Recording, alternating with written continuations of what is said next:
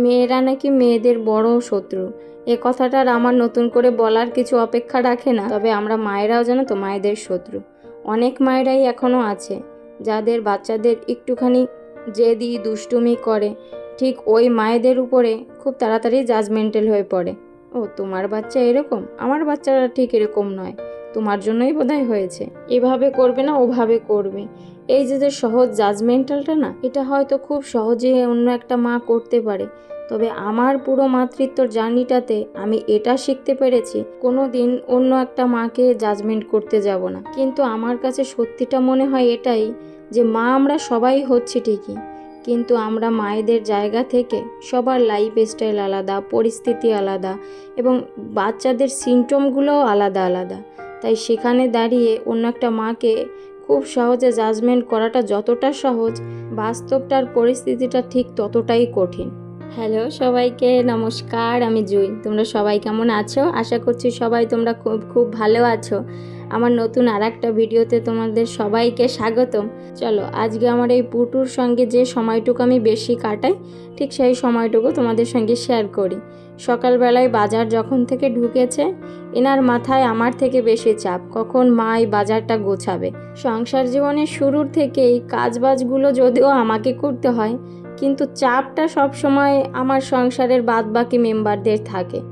এখন আপাতত শিফট হয়েছে এই যে এনার উপরে, কখন কোন কাজটা করতে হবে সবটা নির্ভর করে এনার উপরে। ইনি যদি আমাকে অনুমতি দেন করতে তাহলে করতে পারি, আর যদি ওনার মনে হন যে মার এখন এই কাজটা করতে হবে না, ব্যাস সেদিন তার হয়েই গেল। পুটুরানির এখনও কিন্তু স্নান হয়নি। দুপুরে রান্না করতে এসেছি, দুজনে মিলে প্রথমে বাজারটাকে গুছিয়ে নিলাম। বাজারটা না গুছিয়ে যদি রান্না শুরু করি তাহলে কিছুক্ষণের মধ্যেই দেখব সারা বাজারটা ঘরের মধ্যে গড়াগড়ি খাচ্ছে। ওই জন্যই প্রথমে বাজার গোছালাম। আর বাজারের ব্যাগ থেকে বেরোলো এত বড়টা গাজর, সেটাই ওনার হাতে ধরিয়ে একটুখানি ব্যস্ত রাখলাম। আজকে বাজারের ব্যাগটা খুলে কিন্তু বেশ খুশি হলাম। এই যে বেগুনগুলো দেখছো না, কতদিন পরে যে চোখে দেখছি তার ঠিক নেই। খুব খুব মিস করি জানো তো, ওই যে কালো কালো বড় বেগুনগুলো হয় ভাজা খাওয়ার জন্য, এই ধরনের দেশি বেগুনগুলো, এগুলো তো আর সচরাচর পাওয়া যায় না আর দেখাও যায় না। অনেক দিন পর পর যখন এই ধরনের নতুন নতুন সবজিগুলো একটু পাওয়া যায় তখন মনটা সত্যি অনেকটা খুশি হয়ে যায়। ওই বড় গাজরখানা ওনার হাতে ধরিয়ে দিয়ে একটুখানি ব্যস্ত রাখার চেষ্টা করলাম, আর ওই নোংরা গাজরটা উনি একটু মুখে দিয়ে আমাকে দেখাচ্ছিল, কিন্তু পুরোটা খাচ্ছিল না। আবার একটু মুচকি মুচকি হাসিও দিচ্ছিল যাতে আমি বকা দেই ওনাকে, কিন্তু আমি কিছুই করিনি বলে উনি ওইভাবেই মুখ গোমড়া করে বসেছিল। তাই ওনাকে ওই গাজরটাকে ছুলে দিয়ে একটুখানি খেতে দিলাম, কারণ টুকটুক করে বেশ খাবে। একটা বাটিতে জিরের গুঁড়ো, ধনের গুঁড়ো, লঙ্কার গুঁড়ো আর একটু লবণ আর হলুদ দিয়ে জল দিয়ে একটুখানি গুলিয়ে সাইডে রেখে দিয়েছি, কারণ আজকে হবে মাংস রান্না। আর রান্নাটা আমি এখন বেশিরভাগই গুঁড়ো মশলা দিয়ে করি, আর ওই মশলাগুলো জানো তো আমার ঘরেরই তৈরি করা। তার জন্য আমি করি কি, একটু জলে কিছুক্ষণ ভিজিয়ে রাখলে না দেখি মশলাটা বেশ ভালো হয়। মশলাটা ভিজাতে ভিজাতে আমি মাংসতে দেবো আলু, তার জন্য আলুটাকে ভালো করে পরিষ্কার করে কেটে নিয়েছি। আর এবার একটুখানি পেঁয়াজটা কাটবো। আজকে বাজার থেকে দেখলাম বেশ বড় বড় সাইজের পেঁয়াজ এনেছে। পার্সোনালি আমার এত বড় বড় পেঁয়াজ জানো তো পছন্দ নয়। দুজনের সংসারে এত বড় পেঁয়াজ ঠিক আমাদের প্রয়োজনে হয় না। আর এই বড় পেঁয়াজের স্বাদটাও কম, আর সবজিতে দিলে জানো তো এ গলতে অনেকটা টাইম লাগে। তার জন্য পেঁয়াজটাকে যতটা পারছি ততটা পাতলা পাতলা করে কাটছি। একটুখানি পাতলা করে কাটলে তাহলে ওই পেঁয়াজটা একটুখানি ভাজা হয়ে নরম হতেও সময়টা অনেকটা কম লাগবে। আর পেঁয়াজের সাইজটা এতটাই বড় যে একটা পেঁয়াজের বেশি আর প্রয়োজন হলো না। আর এই দিকে কাণ্ডটা দেখুন, আমি এখানে পেঁয়াজ কাটছি আর টুক টুক করে তখন থেকেই নিচ্ছে আর খাচ্ছে। দেখেছো তো নাক মুখের অবস্থাটা কি বানিয়েছে। ও যখন কান্না করে তখনও ওর চোখ দিয়ে এতটা জল গড়ায় না। একদিকে জল গড়াচ্ছে চোখের, আর অন্যদিকে টুকটুক করে খেয়েই যাচ্ছে। যতই বারণ করছি ঠিক অতটা পাত্তা দিচ্ছে না, আর এমনভাবে তাকিয়ে খাচ্ছে দেখুন, মনে হচ্ছে যেন এর থেকে অমৃত খাবার আর কিছুই নেই। আবার আমাকেও ছাড়ছে।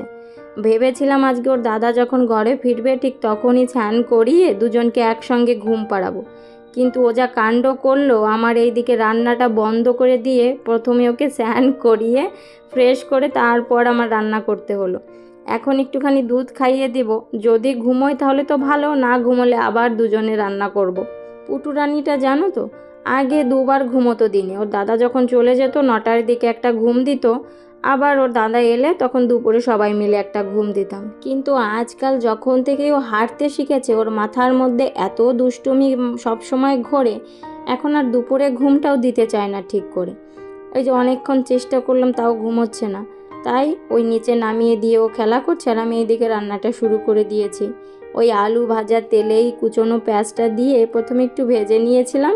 পেঁয়াজটা নরম হয়ে গেলে একটুখানি আদা রসুনের পেস্ট দিয়ে ভেজে নিলাম গন্ধ না যাওয়া অবধি। তারপর ওই গুলিয়ে রাখা মশলাটা দিয়ে কিছুক্ষণ কষিয়ে মশলাটা থেকে যখন তেলটা ছেড়ে দিয়েছে তখন দিয়ে দিলাম ওই পরিষ্কার করা চিকেনটা। মশলাতে যেহেতু আগে থেকে একটুখানি পরিমাণে লবণ দিয়ে রেখেছিলাম, তাই চিকেনে একটু বুঝে শুনেই লবণ দিয়ে নেড়ে চেড়ে কষাতে দিয়েছি। ওইদিকে চিকেন কষা হতে হতে আমি এইদিকে কেটে নিয়েছি কুঁদরি, একটুখানি পেঁয়াজ আর একটুখানি রসুন কুচি। আজকে আমাদের দুপুরের মেনু হচ্ছে মাংসের ঝোল আর কুঁদরি ভাজি। কুঁদরিটাকে ভাজার জন্য আমি তেল গরম করে কিছুটা জিরে ফোড়ন দিয়েছি, তাতে দিয়ে দিলাম বেশ কিছু কুচনো রসুনটাকে একটু লাল লাল করে ভেজে নিয়ে দিয়ে দিয়েছি পেঁয়াজ কুচি। পেঁয়াজটা ওই দিক দিয়ে ভালো করে ভাজা হতে হতে আমার এইদিকে মাংস কষা হয়ে গেছে।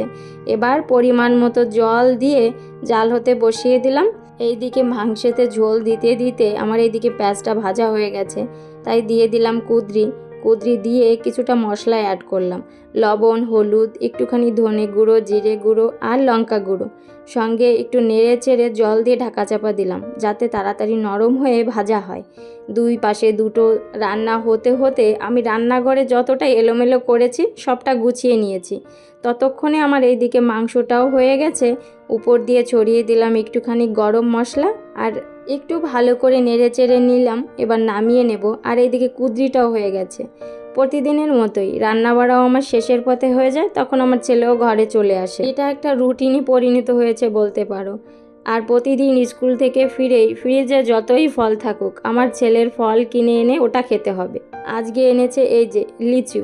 এখানের লোকেরা জানো তো এটাকে লিচু বলে, তবে এটা কিন্তু লিচু নয়।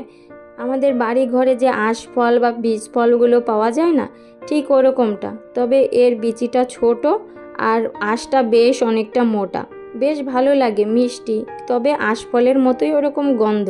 তবে এখানের লোকেরা জানো তো ওই পিচ ফলগুলোকে না লিচু বলেই চেনে।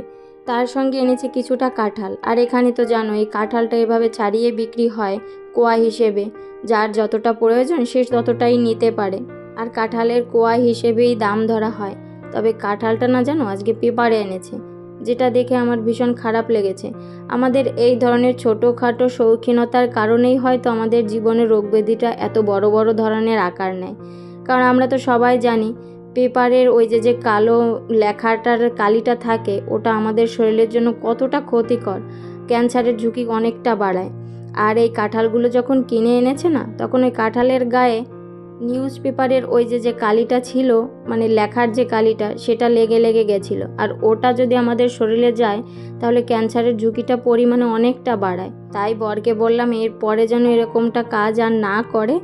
আর ভালো করে কাঁঠালগুলোকে ধুয়ে তারপর বাচ্চাদেরকে খাওয়াতে দিলাম। রান্না করতে করতে তো রান্নাঘরের থালা বাসন এক্সট্রা কাজগুলো সবটাই গুছিয়ে নিয়েছিলাম, কিন্তু চুলোটা আর পরিষ্কার করা হয়নি, কারণ তখন তো চুলোয় দুটো রান্না হচ্ছিল। তাই গ্যাসটা ধোয়ার আগেই না একটুখানি দই পাতাবো, তার জন্য আবার গ্যাসটা জ্বালিয়ে নিলাম। আমাদের এখানে যা গরম, এই গরমে দই হচ্ছে আমাদের ভরসা। আর আমাদের ঘরের সবার পছন্দ হচ্ছে দই। ছেলে মেয়ে বর ওরা সবাই প্যাকেটের দইটা খেলেও কিন্তু আমার আবার ওটা হয় না।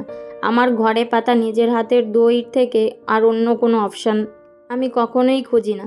আর আমাদের প্রতিদিনই দুধ আনা হয় বাচ্চাদের জন্য, তবে সপ্তাহে এখন 1 কিলো দুধ এক্সট্রা আসবে দই পাতানোর জন্য, কারণ এই দুধটা দিয়ে শুধু দই পাতানো হবে। আর এই যে দুধটা দেখছো না, এটা কিন্তু মহিষের দুধ। এখানে বেশিরভাগ লোকেরাই মহিষের দুধই সবসময় খায়, গরুর দুধটা খুব বেশি খাওয়া হয় না। পুজোতে মন্দিরে এই সমস্তটাই বেশি কাজে লাগে। দইটা আমি পাতিয়ে দিলাম, 2-3 ঘন্টার মধ্যে একদম সুন্দরভাবে ছেট হয়ে যাবে। দেখেছো তো কি সুন্দর ছেট হয়েছে। এবার একে ফ্রিজে রাখলে একদম পারফেক্টভাবে ছেট হবে। চলো দইটা এবার ফ্রিজে রাখি। আর আজকের ভিডিওটা এখানেই শেষ করছি। যদি কিছু ভালো লাগে তাহলে অবশ্যই কমেন্টে জানিও। সবাই খুব খুব ভালো থাকো। দেখা হবে আবার নতুন একটা ভিডিওতে।